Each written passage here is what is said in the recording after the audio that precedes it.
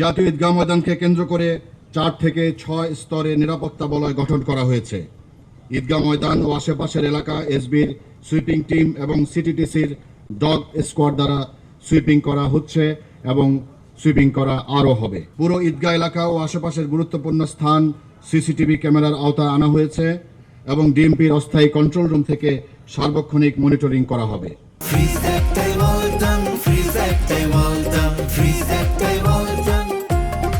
পবিত্র ঈদুল আজহা মুসলিম উম্মার অন্যতম বৃহৎ ধর্মীয় উৎসব। ত্যাগ, আত্মশুদ্ধি, মহান আল্লাহর সন্তুষ্টি অর্জনের উদ্দেশ্যে ঢাকার ঈদ জামাত ও বিভিন্ন উৎসব অনুষ্ঠানে বিপুল সংখ্যক মানুষের সমাগম ঘটে।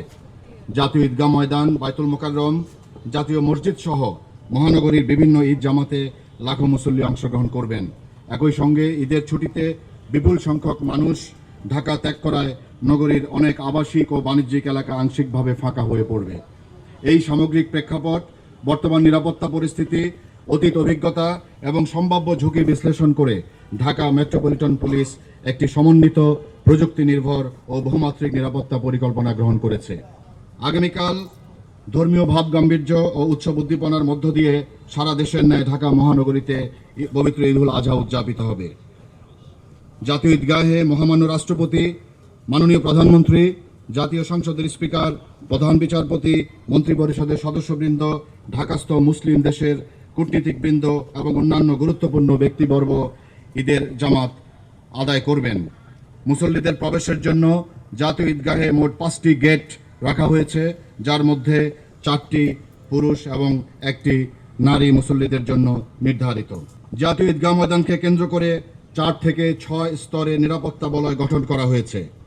ঈদগাহ ময়দান ও আশেপাশের এলাকা এসবির সুইপিং টিম এবং সিটিটিসির ডগ স্কোয়াড দ্বারা সুইপিং করা হচ্ছে এবং সুইপিং করা আরও হবে। পুরো ঈদগাহ এলাকা ও আশেপাশের গুরুত্বপূর্ণ স্থান সিসিটিভি ক্যামেরার আওতায় আনা হয়েছে এবং ডিএমপির অস্থায়ী কন্ট্রোল রুম থেকে সার্বক্ষণিক মনিটরিং করা হবে।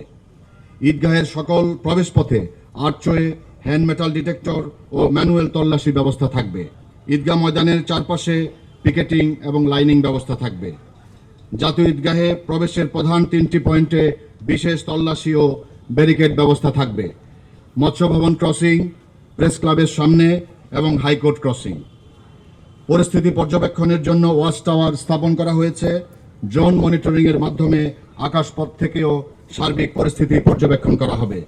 ইউনিফর্মধারী পুলিশের পাশাপাশি সাদা পোশাকে গোয়েন্দা নজরদারিতে নিয়োজিত থাকবে। সোয়াট, বোম ডিসপোজাল ইউনিট ও counter terrorism unit stand by থাকবে। নারী মুসল্লিদের জন্য পৃথক নামাজের স্থান, পৃথক প্রবেশ গেট ও বিশেষ নিরাপত্তা রাখা হয়েছে। ফায়ার সার্ভিসের ফায়ার টেন্ডার প্রস্তুত থাকবে।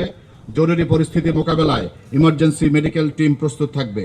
আমাদের 4 থেকে 6 স্তরে নিরাপত্তা ব্যবস্থা গ্রহণ করা হয়েছে এবং আমাদের পর্যাপ্ত ফোর্স মোতায়েন করা হয়েছে। আর হুমকির বিষয়ে আমি বলছি যে উস্কানিমূলক বিভিন্ন রকম প্রচারণা করতে পারে, যেমন সাইবার ফিল্ডে বিভিন্ন রকম প্রচারণা চালাতে পারে এবং সেটার ব্যাপারে আমরা সজাগ আছি। আমাদের সাইবার পেট্রোল টিম সার্বক্ষণিকভাবে সেটা নজরদারি করছে।